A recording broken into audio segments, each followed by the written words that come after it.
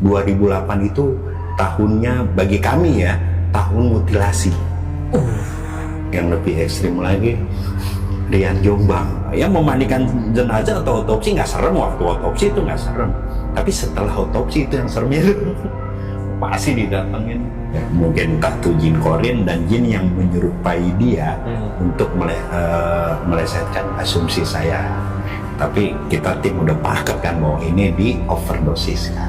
Bang Chandra bisa dibilang banyak banget menangani kasus-kasus yang orang-orang yang viral ya, maksudnya orang yang terkenal lah ya. Iya, salah satunya adalah aktivis HAM pada waktu itu. Tapi guru saya sendiri, dokter forensik tersebut, menulis di bukunya bahwa ini salah satu pembunuhan yang belum terungkap. Assalamualaikum warahmatullahi wabarakatuh. Selamat malam warga bumi. Balik lagi sama gue John Arya di Titik Koma. Hati-hati teman. Seperti malam biasanya gue udah kedatangan narasumber nih yang bakal menceritakan kejadian-kejadian horornya. Dan narasumber gue ini adalah seorang pemandi jenazah sekaligus petugas forensik yang biasa mengotopsi jenazah. Wah, tentunya kalian penasaran dong mau denger kisah dari narasumber gue pada malam hari ini. Jadi langsung aja kita sapa dulu, ada Bang Chandra. Halo Bang Chandra. Tuh, di depan gue ini udah ada Bang Chandra atau yang biasa terkenal dengan sebutan anak jin. Anak jin. Serem banget. Serem ya namanya ya. Tapi orangnya nggak serem, John. Tapi orangnya nggak serem, baik hati. Walaupun bewoknya banyak, kumisnya banyak, tapi orangnya baik hati, teman-teman. Bang, ini abang mau cerita tentang kejadian apa nih, Bang? Ya, gue juga kan, ini kan kita nggak ada apa, di telepon gue langsung datang, Langsung ya? Iya. Karena dekat jadinya, karena dekat. Rumahnya Bang Chandra tuh cuman beda berapa blok doang ya Bang ya? Gitu Ya, 2 lah. 2 blok ya Bang? 2 blok, iya. Ya, hari ini sih, ya mengalir aja ya. Mengalir aja, John. Oke, jadi ini, kisah ini bakalan pasti epic lah kalau yang ceritain anak jin nih. Karena banyak banget, gue baca komentar di channel manapun, kalau langsungnya dia nih, banyak banget orang yang request untuk diundang lagi. Bang, sedikit kasih bocoran nih Bang. Lo mau cerita tentang kejadian apa nih Bang? Ini agak spesial nih, John, di sini, John. Spesial. Spesial. Ya, di mana-mana kan cerita masalah memandikan gitu. Mandikan jenazah. Iya, ya di sini saya akan cerita tentang bagaimana saya mengotopsi dan menganalisa jenazah.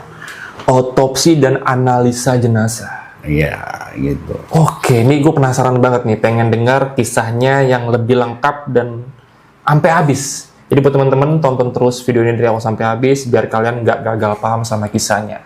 Oke teman-teman, kalau udah penasaran langsung aja nih kita dengar kisah lengkapnya hanya di Titik Koma. Hati-hati teman.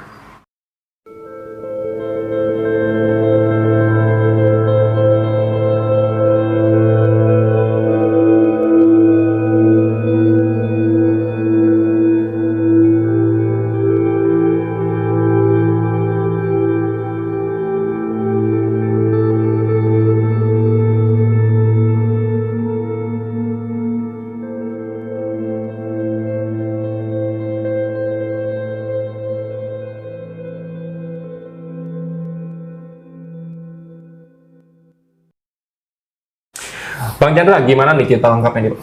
Iya, jadi tahun antara kisaran 2002 ya, John ya. 2002 tuh gue masuk ke salah satu rumah sakit terbesar lah di Jakarta atau di Indonesia umumnya gitu. Masuk mandi jenazah dulu tuh, John. Nah, ada salah satu dokter gitu. Ya dia ahli forensik se-Indonesia gitu, menjadi bahan rujukan aparat-aparat kepolisian untuk mengungkap sebuah kasus itu. Jadi pas masuk dia merhatiin gua apa segala macam, gua kan nggak pernah geli sama jenazah, sama darah apa segala macam kan. Lebih baik gua nyium bau duren daripada lebih baik gua nyium bau jenazah busuk daripada bau duren gitu. Jadi dia ngelihat, dia menawarkan bahwa lu mau nggak ke tim gua gitu. Tim apa? Tim forensik apa segala macam bla bla bla bla. Gua mikir lagi, ya udahlah, untuk ilmu kenapa enggak? Ya kan, udah gua masuk tuh, John. Udah masuk. Sebelumnya mohon maaf nih, John. Apa itu? Ini di sini boleh ini nggak ya, apa namanya, Ngerokok boleh nggak? Boleh lah. Bebas ini ya? Bebas. Oh, Di mantap sini nih. boleh ngerokok, boleh nari, boleh bikin dan apa ya boleh pokoknya. Gitu. Silakan Bang, silakan. Oh, boleh. Dan lebih santai lagi silakan Bang. Siap. Bakar aja Pak. Ya, jadi gitu, gue masuk. Nah, berapa tahun kemudian, tahun 2000, aduh, kalau nggak salah 2008 tuh. 2008 itu tahunnya bagi kami ya, tahun mutilasi. Sebelum dulu dilanjut, bakar dulu Bang rokok Bang. Tahunnya 2008, tahun mutilasi. Kenapa 2008 tahun mutilasi? Nanti kita simak terus teman-teman. Jangan kemana-mana. Jadi tahun 2008 itu terdapat kalau nggak salah kisaran 8 kasus tuh mutilasi, ya kan? Yang terungkap cuma 2. Satu yang saya sudah ceritakan di channel-channel lain yaitu masalah Atika, gitu. Yang kedua yang lebih ekstrim lagi Rian Jombang. Gila men. Iya, Gue ngikutin kasus ini loh. iya. Ternyata ini orang yang di balik layar nih. Ya, nanti juga bagaimana saya bertugas, ada fotonya tuh ketika saya lagi bertugas memang nggak kelihatan muka tuh John. Iya. Akhirnya pada waktu itu kalau nggak salah sore ditelepon kan di rumah, tahu kan rumah gue udah tahu kan gitu. Berangkat rumah sakit, berangkat. Tuh ada pihak aparat, ada pihak keluarga, ada pihak wartawan, rame banget nih, ada apaan kan? Udah gitu, gue masuk tuh. Masuk, ya lewatin mereka kan nggak kenal saya kan, kenalnya dokter tersebut kan. Nah, udah masuk gitu, nemuin lah dokter, ada apaan dok?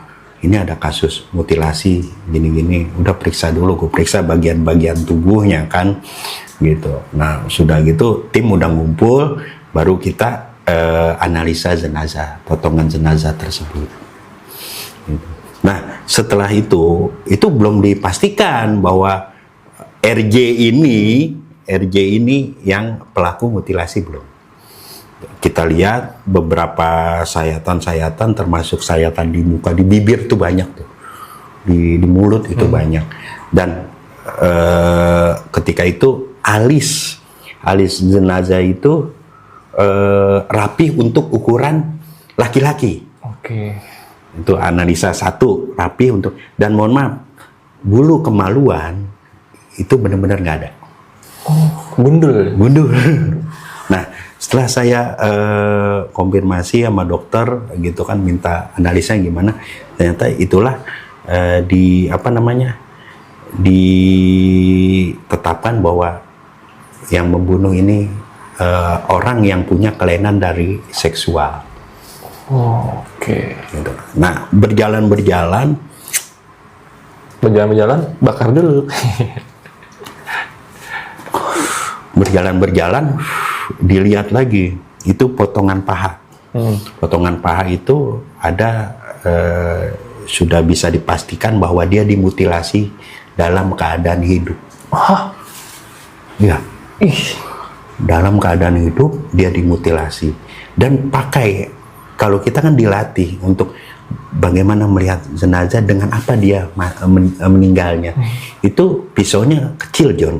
Kalau prediksi kami itu pisaunya kecil, nggak panjang, nggak kayak golok, nggak. Pisaunya kecil, senjata tajamnya kecil. Terbukti ada sayatan kecil di perutnya.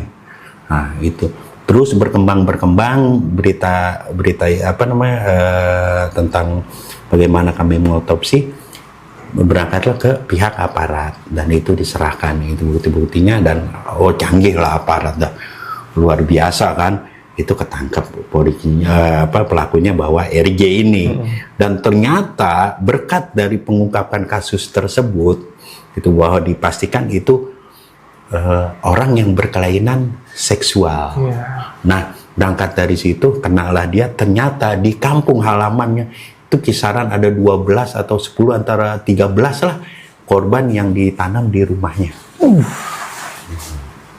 Ini dari satu kasus terungkap tuh. Terungkap semua. Itu adanya di Jakarta Selatan tuh. Kalau nggak salah ya, itu udah lama tahun 2008. Nah, memang 2008 itu kasusnya lagi boomingnya mutilasi, gitu, termasuk Atika. Nah, banyak juga kasus-kasus yang terungkap dari jin korinnya, John. Oke. Itu termasuk kasus waktu itu orang Gandir. Nah, ini juga Jakarta Selatan, cuman perbatasan dia ke Jakarta Selatannya antara Tangerang dan Jakarta. Itu pertama sih bukan order ya, panggilannya gitu kan untuk memandikan, Son. Jalanlah saya gitu pakai mobil, bawa peralatan pemandian.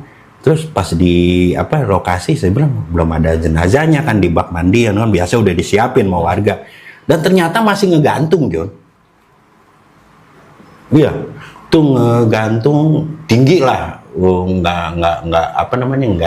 nggak kejangkau sama kita. Gitu. Itu jauh, ada kisaran 100 meter. Nah, berangkat di situ kita turunkan tuh. Nggak ada pihak aparat juga, medis juga gitu. Tapi pihak aparat kan nggak yang nurunin, kita juga yang nurunin gitu. Nah, saya turunkan. Pas turunkan baru dicek sama tim medis. Kesalahan tim medis itu adalah dia mengutus yang meninggalnya laki-laki, gitu. Yang diutus itu perempuan aja. Oke. Seharusnya jadi perhatian juga ya untuk tim medis. Kalau misalkan dia mengutus untuk mendeteksi suatu kematian adalah misalkan jenazahnya laki-laki, gitu. Harus di laki-laki juga, perempuan juga. Nah itu dicek lah, dia cuma denyut nadi ini ya udah dipastikan meninggal. Yang saya sayangkan tidak dibuka. Kali ini nggak dibuka? Maksudnya pakaiannya apa segala macam nggak dibuka. Nah setelah saya masukkan ke bak mandi untuk memandikan, ada beberapa kejanggalan. Ada beberapa kejanggalan tentang jeratan. Satu, tentang memar-memar yang ada di punggung atau di depan nih sini, itu dia ada memar-memar. Nah, kejanggalan lagi ketika orang jenazah Gandir itu pasti keluar kotoran dan sperma. Itu pasti keluar gitu. Nah, ini nggak ada, John. Itu kan menjadi suatu kecurigaan bagi saya, dan saya utarakan sama keluarga. Kata keluarga, udah mandiin aja dulu, gampang kita supaya jangan berlarut, kita makamkan. Itu oke, gitu kan, namanya tugas begitu ya udah saya mandikan. Sudahlah, pas malam pertama, John, itu antara tidur nggak tidur. Jam berapa tuh kejadiannya? Kira-kira 10:30 lah malam. Kebetulan nggak dinas malam, dinas pagi. Di rumah tuh lagi bengong gitu, ngeriap-riap gitu. Datanglah sosok yang menyerupai almarhum yang Gandir ini. Datang, dia bilang, gue nggak bundir lo, gue nggak Gandir lo, tapi gue dibunuh. Wah, gila. Iya, tapi gue dibunuh. Nah, satu pikiran gue pada waktu itu, wah ini mungkin inilah John kembang tidur apa segala macam. Tapi gue diskusi sama istri gue, mimpi begini tadi habis mandiin begini, barangkali kembang tidur kali ya. Udah sampai 3 malam berturut-turut itu gue mimpi sama. Mimpi yang sama di waktu yang sama juga? Iya. Wah, ini memang udah, karena kan gue 3 hari masuk malam, 3 hari masuk siang. Udah akhirnya dengan hati yang ini gue sampein ke keluarga bahwa gue mimpi begini, dan dengan ilmu yang gue dapat dari dokter forensik tersebut gitu, bahwa kalau ciri-ciri jenazah Gandir ini begini dan ini tidak terdapat di jenazah ini. Berkat musyawarah sama keluarga, mengajukanlah kita ke aparat untuk melakukan otopsi. Nah itu disetujui segala macam, dikeruk dah tuh itu dan diangkat jenazahnya. Dan setelah diotopsi memang setelah kami menyerahkan laporan, fix itu dibunuh. Akhirnya terungkap tuh ya? Terungkap. Pelakunya belum dapat nih John. Akhirnya olah TKP. Olah TKP sama polisi jarak antara 40-50 meter, lupa itu saya tuh. Itu terdapat nggak taunya 5 atau 6 botol gepeng miras. Oke. Nah, setelah itu saya ditanyakan gitu. Ini untuk orang gantung diri ini terlalu tinggi. Sorry maaf, itu pada saat abang menemukan si jenazah tergantung posisinya dari mana, di rumah kah atau di pohon? Di pohon, di kebun. Jadi jarak 100 meter ya tadi saya bilang. Gitu. Jadi terlalu tinggi, John. Nah, sudah begitu kalau misalkan dia di atas, dia pasti keluar karena terhentinya aliran oksigen ke otak, ini bakalan keluar. Dan ternyata di situ bahwa dia dibunuh itu di bawah, John. Jadi masih di bawah dibunuh gitu untuk menghilangkan alibi, dia gantung tuh. Dan pelakunya 2 orang. Nah, polisi pinter kan, saya udah barang bukti, ada botol gepeng nih miras dan posisi gantungnya gini udah dipastikan dibunuh. Nah, dia mengadakan pengembangan dan itu terungkap 2 pelaku. Nah, di situ baru pelaku ngoceh bahwa dia dipegangin dulu, dijiret, udah meninggal, digantung lah. Setelah pengungkapan kasus itu, kira-kira ada seminggu dah, John. Pulang tuh, masuk malam. Pulang masuk siang, pulang malam kan? Pulang malam. Rumahnya kan tahu kan? Rumah gue tahu tuh, pas masjid belokan gitu, terus ada cegokan dikit. Itu ada dia di situ, John. Dia cuman senyum nggak sini, saya cuman senyum gimana sih ya gitu. Gue rasa sih ngucapin terima kasih. Iya. Itu wah udah nggak aneh heroin tuh begitu tuh. Aneh langsung masuk aja, getok-getok dibukain pintu. Ada apaan ya, kata istri. Udah santai aja, udah nggak ada apa-apa. Memang pelaku pemandi jenazah atau otopsi pasti akan mengalami hal-hal tersebut, John. Tuh, dari gangguan jin yang tidak bertanggung jawab untuk menghentikan kita berbuat baik. Itu pasti ada semua. Kayak aneh kan habis otopsi, habis membongkar suatu kasus, dan akhirnya terungkaplah satu kasus. Iya. Dan yang baru-baru lagi ada, itu tahu kan komplek terbesar dekat sini, tahu kan komplek terbesar kepolisian di sini, tahu kan? Nah, ini belak-belakan aja nih, ya kan? Itu waktu itu kalau nggak salah ditelepon lagi di kantor tuh, Chan kemari, sama ibu-ibu yang ngurusin jenazah, ibu-ibu, Chan kemari, datang aneh, jarak 50 meter udah kecium, John. Apa tuh? Baunya. Udah kecium baunya. Aneh masuk nih, astagfirullahaladzim.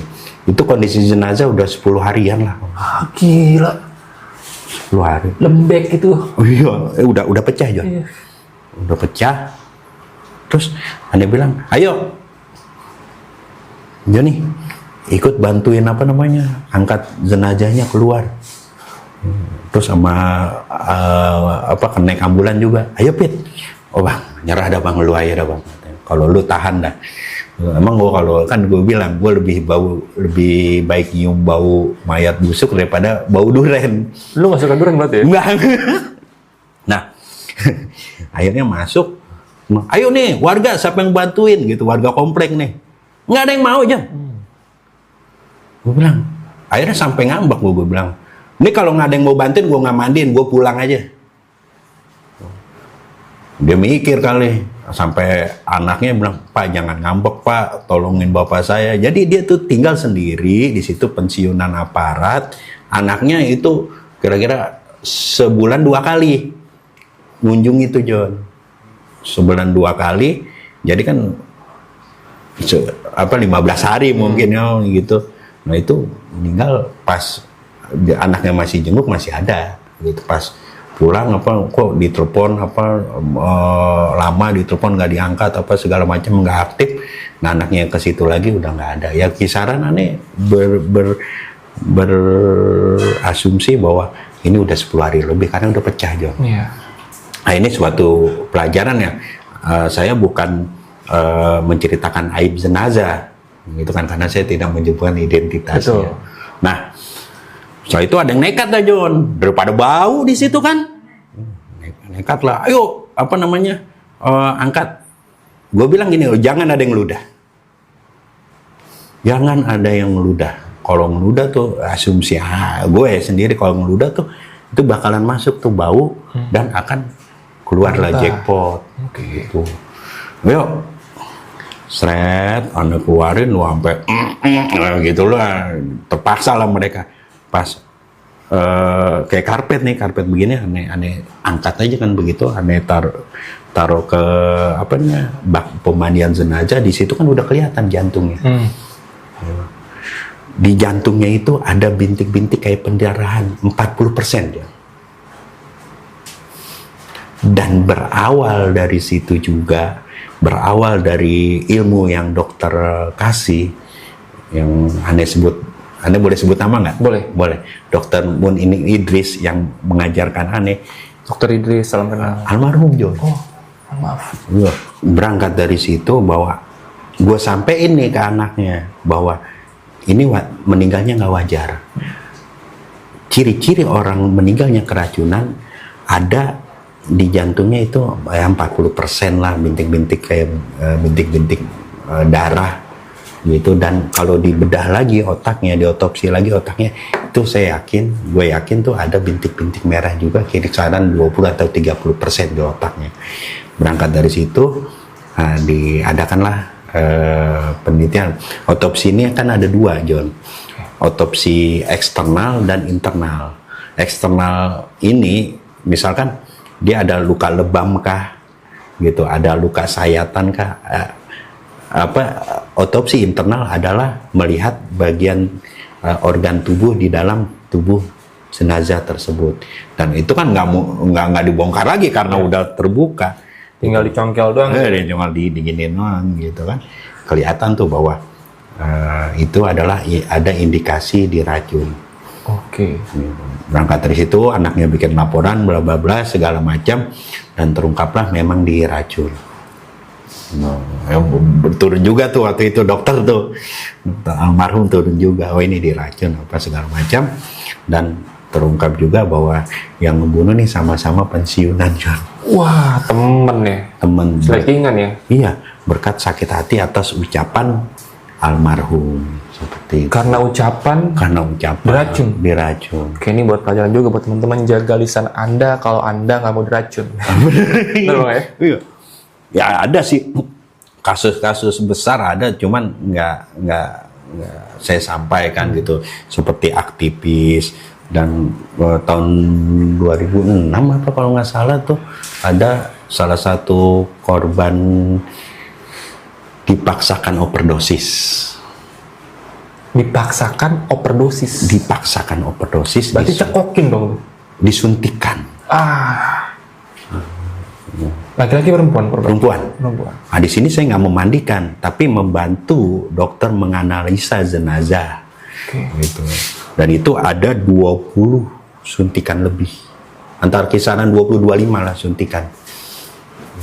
Dan apa namanya? Ada kandungan zat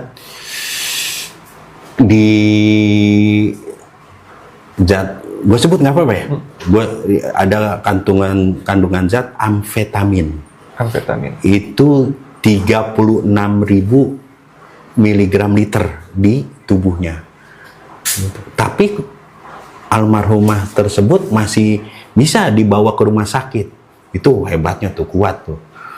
Sebab kandungan di dalam manusia sendiri 500 aja miligram per liter amfetamin itu udah pasti lewat. Itu 36.000 loh. Berarti udah kritis nih kondisinya. Udah kritis. Ya, pas di situ udah pas saya datang udah meninggal tuh John. Pas saya lihat kaget juga, pantesan ada wartawan, polisi apa segala macam sibuk. Nggak taunya artis, John. Artis. Iya. Siapa artis itu, teman-teman? Iya, pokoknya ya lagunya Aku Tak Biasa, meninggalnya nggak biasa juga, John. Aku tak biasa. Iya, bener. Nah, akhirnya ya saya bilang lagi ada internal, ada eksternal. Eksternalnya itu ada 20 suntikan, lubang suntikan 20 lebih ya di badannya. Dan di situ kita internalnya ada kandungan amfetamin 360.000 atau 3.600 ya. Saya agak lupa karena kasusnya lama, karena kita mendadak nih. Iya, itu dalam tubuh artis tersebut, sehingga kita berasumsi bahwa ini adalah dioverdosiskan. Paksa ya. Nah, dan kena kalau nggak salah itu yang berbuat itu 14 tahun. Bagi saya itu mah berencana tuh harusnya. Harusnya ya. Harusnya berencana. Harusnya seumur hidup itu. Karena memang udah diperhitungkan tuh ya. Oh iya. Cara matang tuh harus Dan menghilangkannya. olah TKP lagi ke aparat ke hotel tersebut bahwa ada sesuatu yang dihilangkan. Barang Yaitu buktinya? Barang buktinya, spraynya. Dan barang bukti itu korban pun sempat ngelawan, ada luka lebam, sempat ngelawan dan di situ ada goresan ya, pelaku itu ada goresan dan ada darah, sedikit darah di spraynya itu. Itu gangguan jin-jin yang nggak bertanggung jawab ada juga, John, yang menyerupai artis tersebut gitu, tentang untuk melengsarkan asumsi kami itu ada, John. Itu pasti didatengin kalau ini. Nggak kita biasa aja gitu kan. Ya memandikan jenazah atau otopsi nggak serem, waktu otopsi itu nggak serem. Tapi setelah otopsi itu yang serem itu. Pasti didatengin. Itu 2 kali didatengin sama dia. Ya, mungkin entah itu jin korin dan jin yang menyerupai dia untuk melesetkan asumsi saya. Tapi kita tim udah paket kan bahwa ini di overdosiskan. Itu, John. Berarti mohon maaf nih Bang Chandra nih, Abang sempat bertemu dengan sosok jin korin yang menyerupai orang? Iya, jelas itu. Jin korinnya jelas. Kalau yang pertama yang gandir itu kan antara sadar dan tidak sadar. Kalau ini jelas. Di mana ketemunya? Masih waktu itu udah agak pindah ya, gitu ke daerah Ciputat, tahu kan? Gitu. Itu gue mau masuk, pas masuk pintu itu dia lagi diri di samping sofa tuh. Gue paling nggak mau berinteraksi dengan makhluk tersebut. Gue paling nggak mau, paling gue hindari. Kenapa, Bang? Gue ini manusia biasa gitu. Takutnya dimensi jin dan dimensi kita itu sangat tipis. Gue nanti ketika gue berinteraksi dan gue masuk ke dimensi jin, gue nggak bisa masuk ke dimensi manusia lagi, gila gue. Itu yang gue takutin. Itu faktor pertama. Iya. Mungkin faktor yang kedua ini sih, lu akan mudah lebih terasa capek atau lelah atau sakit gitu setelah dengan hal gitu? Iya. Setiap pemandi jenazah atau otopsi pasti kebawa ke ininya dia. Itu lelah. Ini batin ya. Itu bener-bener lelah, John. Gue kalau habis mandiin itu udah lemas sudah. Mendingan mandiin mayat 10 daripada 1. Kenapa? Lelahnya sama. Kebawa kita, kayaknya rasa kita kebawa gitu sama dia. Gitu. Adalah perasaan setiap pemandi jenazah atau otopsi ada. Gitu. Itu bener lelah, bener-bener lelah. Udah paling istirahat gitu 1 jam, 2 jam gitu baru pulih lagi. Ya. Enggak bukannya wah udah biasa aja, enggak. Itu kelelahan pasti ada. Setiap memandikan jenazah atau otopsi. Oke, Bang Chandra, ini berarti Bang Chandra bisa dibilang banyak banget menangani kasus-kasus yang orang-orang yang viral ya, maksudnya orang yang terkenal lah ya. Iya, salah satunya adalah aktivis HAM pada waktu itu, tapi Anda nggak buka di sini nih, John. Nanti aja dulu. Ya. Aktivis HAM ini banyak banget nih, laki-laki perempuan klunya. laki-laki. Laki-laki. Oke, tebak-tebak sendiri aja lah ya. Dan asumsi pertama itu adalah dia diracun itu di atas pesawat. Ternyata sampai dokter pun di atas pesawat dia bilang. Ternyata pas diskusi sama kita bahwa itu adalah diracun di bandara bukan di pesawat. Berarti jangka waktunya lumayan lama tuh ya dari bandara ke efeknya, maksudnya efek racunnya itu lumayan lama. 30 menitan lah. Gitu. Jadi terungkap dari satu benda yang sangat kecil. Apa tuh? Sedotan. Tuh. Coba kalau saya kan untuk mengungkap suatu kasus gitu, kita ini demonstrasikan dulu. Coba lu mesen ini ada gininya. Oh iya. Itu zat yang dipakai membunuh itu adalah rajanya racun. Apa tuh? Ada. Rajanya racun dipakai semenjak waktunya sebelum Masehi. Sehingga orang yang menggunakan itu sangat pinter, John. Nantinya ketika di forensik eksternal aja itu nggak ketahuan bahwa dia diracun. Internalnya baru. Ini udah profesional nih. Wah, sangat profesional. Ya mudah-mudahan sampai sekarang sih belum terungkap siapa. Tapi jenis racunnya itu adalah rajanya segala racun. Dia membunuh tetapi tidak terlihat dibunuh. Membunuh secara halus ya. Benar. Wah, ini sampai sekarang bahkan belum ketahuan ya. Belum terungkap ya. Guru saya sendiri, dokter forensik tersebut, menulis di bukunya bahwa ini salah satu pembunuhan yang belum terungkap. Luar biasa. Ya banyak lah John, hampir 30 tahun menangani jenazah. Iya. Gokil sih Bang Chandra nih. Banyak banget menangani kasus-kasus besar dan pasti juga lo tahu lah orang-orang yang diomongin tadi lah ya. Tapi kita nggak sebut nama ya Bang ya. Enggak. Tapi tetap kita turut berduka cita atas kejadian yang terjadi. Sekali lagi kita bukan untuk mengungkit luka lama ya Bang. Iya. Apalagi terhadap keluarga korban yang ditinggalkan. Tapi ya semoga ada hikmah yang bisa diambil dari setiap cerita yang terjadi nih, yang diceritakan sama Bang Chandra. Bang, ini gue pengen ngebedah kasus pertama nih. Ini gue penasaran banget nih sama si RJ ini. Oh iya. Jadi kan kasus bener-bener viral banget ya. Iya pada waktu itu. Sampai itu rekonstruksinya itu di TV, wah lama banget tuh, nggak kelar-kelar tuh. Iya. Tiap hari saya tonton TV itu lagi kasusnya tuh. Iya. Dan pada saat dievakuasi juga tuh jenazah dari kuburan dari tanah tuh digali tuh banyak banget itu. Wah gila, ini gue lebih penasaran ke kondisi korban yang lo pegang saat itu. Kondisi korban pada waktu itu ada berapa belas potongan, John. Berapa belas potongan dan kita pastikan bahwa senjatanya itu pisau kecil tapi tajam. Gitu. Itu pisau yang dipakai pisau cutter atau pisau dapur sih, Bang? Pisau dapur, John. Pisau dapur. Iya, beda kan sayatan cutter sama sayatan pisau dapur itu berbeda. Tebal tipisnya tuh berbeda. Gitu. Ya berkat dokter tersebut kan ngasih pelajaran ini identifikasi jenazah begini gitu. Itu berbeda. Dan dimutilasinya kasus RJ ini dalam keadaan hidup, gila. Itu dia yang menjadi pertanyaan tuh, tega banget gitu. Iya. Ya mungkin pasti kan dia tuh ngerinci dan ngelawan pasti kan. Pasti. Ini gimana nih psikolognya nih? Ini orang nih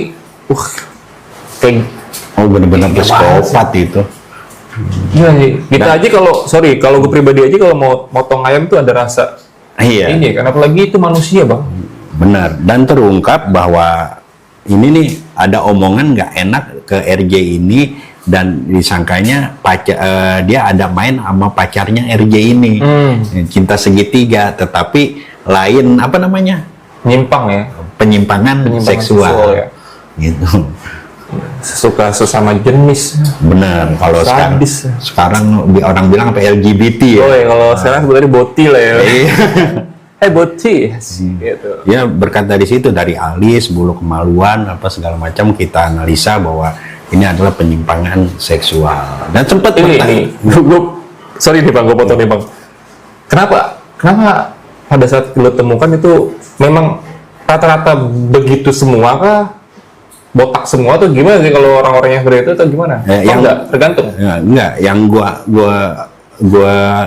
yang gua analisa sama dokter, dan dokter juga mengungkapkan asumsinya, alis untuk kisaran laki-laki dan perempuan tuh berbeda. Iya.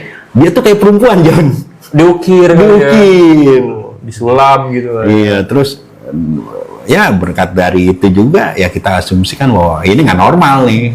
Begitu botak lagi ya. Iya. Dan polisi juga waktu itu menanyakan dokter bahwa ini harusnya diselidiki dari penyuka sesama jenis, kelompoknya mereka. Oh, langsung ada tuh pick and sense ya. Luar biasa tuh. Dan ternyata dilalahnya RJ ini ngambil uang korban di salah satu ATM dan terekamlah mukanya. Gitu. Dan terungkap bahwa pelaku juga adalah RJ ini adalah penyimpang seksual atau yang kita sebut LGBT. LGBT ya. Ya banyak. Oke, aduh teman-teman, ini gila sih kejadian yang dialami oleh Bang Chandra. Yang pertama gue salut banget ya, karena profesi ini tuh dibutuhkan mental yang luar biasa nih. Selain beliau juga memandikan jenazah, tapi ternyata juga punya pengalaman mengotopsi orang. Ini gue baru tahu sekarang nih, jujur nih Bang, baru tahu sekarang nih Bang. Dan juga ini yang lebih menarik adalah kasus besar ya Bang ya. Oh, ya. Nah, tahun 98 ya. Mungkin kalian udah pernah tahu lah orangnya lah, siapa korbannya. Tapi sampai saat ini masih belum juga ditemukan siapa pelakunya. Ya, dia aktif di tahun 98 dan terbunuhnya kalau nggak salah tahun 2004-an tuh, John. Iya. Itu dia dihabisin. Tapi sampai sekarang kasusnya belum selesai juga. Memang ada yang dimasukkan ke dalam penjara tuh, ada orang juga udah meninggal gitu, ada. Tapi saya yakin bukan itu. Itu hanya korban tumbal. Iya, karena pada waktu itu salah seorang perwira tinggi Polri bilang sama dokter saya, ini adalah bersangkutan dengan negara. Udah ribet dah kalau urusannya udah negara dah. Iya. Kita urusan sama RT aja ribet Bang, apalagi sama negara Bang. Ya kan? Iya benar. Oh, luar biasa nih. Bang Chandra, terima kasih banyak ya Bang Chandra ya. Sama-sama aja. Sudah mau menyempatkan waktunya jauh-jauh dari 2 blok kemarin. Jauh-jauh. Kemari hujan-hujan pula datang kemari untuk menceritakan kejadian yang terjadi. Dan ya, gue berharap kita bisa ketemu lagi Bang Chandra di kesempatan lainnya untuk menceritakan kejadian-kejadian yang mungkin belum sempat diceritakan oleh Bang Chandra.